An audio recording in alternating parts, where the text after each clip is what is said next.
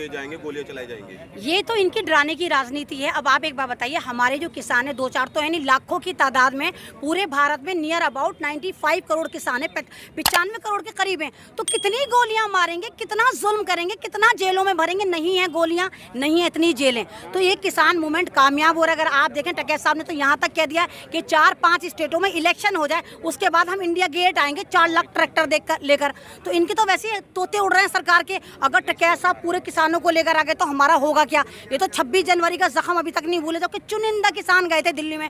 अब आप सोचो, जब 4 लाख ट्रैक्टर दिल्ली में जाकर यलगार मचाएंगे तो इस सरकार के कहाँ से तोते उड़ेंगे, कहाँ से धुआं निकलेगा।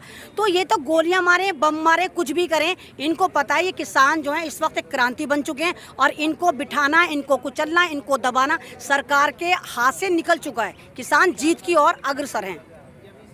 अगर किसान जीत की ओर अग्रसर है तो अब भी इतना लंबा इंतजार क्यों करना पड़ रहा है? तो जो चीज़ अच्छी होती है ना, वो लंबाई में जाके, शॉर्टकट का जो रास्ता होता है बर्बादी की तरफ लेकर जाता है।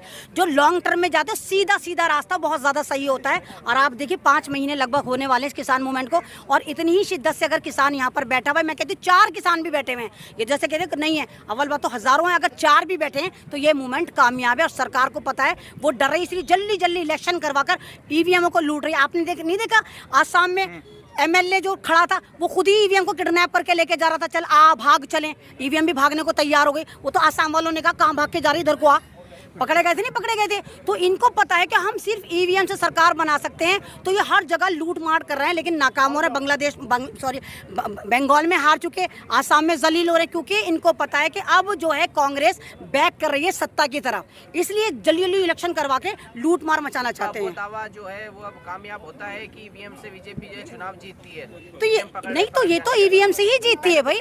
नहीं, ये तो ईवीएम से ही जीतती है। अगर ईवीएम से ना जीती, आप सोचो ना, ईवीएम जिन मुल्कों ने बनाई है उन मुल्कों में क्यों कागज से इलेक्शन होता है? जिन्होंने बनाया वहां पे तो पेपर से हो रहा है, और जो खरीद के लेकर आए ये इतने बड़े वाले डिजिटल वाले हैं कि जहां पर भारत में इतने लोग नहीं पढ़े लिखे, वहां पर ये मशीन से करवा रहे हैं, क्योंकि इनको पता है कि ईवीएम को हैक कर लेते हैं, ईवीएम को लेके भाग जाते हैं। और जो इनका इलेक्शन कमीशन है वो इनके घर की बांधी है, वो सारी की सारी मशीनों को हैक कर देता है। लेकिन अब जनता भी जाग गई, किसान भी जाग गए। किसान जहां जहां इलेक्शन हो रहे हैं वहां जाके पंचायतें कर रहे हैं, बता के आ रहे हैं कि तुम्हें करना क्या है, तुम्हें ईवीएम को बैन करना है, ईवीएम पे नजर रखनी है। और ये जितने भी आरएसएस के जाफरानी गुंडे या बीजेपी के जितने अलात्कारी बलात्कारी हैं, इन सबको कैसे नकेल डालनी है वो सारे किसान बता कर आ रहे हैं। लेकिन जिस तरीके से सरकार अब बिल्कुल चुप बैठी है, तो किसानों के सब्र का बात मतलब टूट क्यों नहीं रहा? मतलब कुछ कह क्यों नहीं रहे सरकार को? अपनी बात पहुंचाने का कोई और जरिया ढूंढे। नहीं तो बात तो पहुंच ही रही है। वो चुप बैठे हुए, कोई ना कोई षड्यंत्र रच रहे होंगे इनके खिलाफ, क्योंकि अगर ये चुप बैठे हैं तो कुछ ना कुछ अंदर खिचड़ी पका रहे होंगे।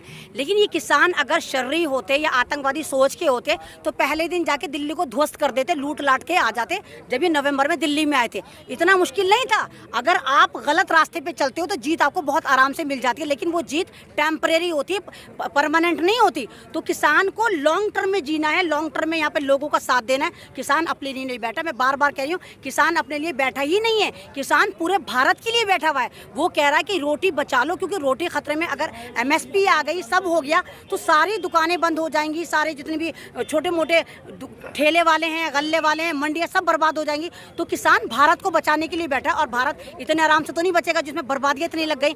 तो ये हल्के हल्की जो स्ट्रैटेजी लेके किसान चल रहे हैं, तो ये सरकार इनसे डरी हुई है, इसीलिए ड्रामेबाजी करे और कह रही हमें फ़र्क नहीं पड़ा, जबकि बहुत फ़र्क पड़ा। इंटरनेशनल मीडिया पे आज भी किसान किसान किसान ही चल रहा है।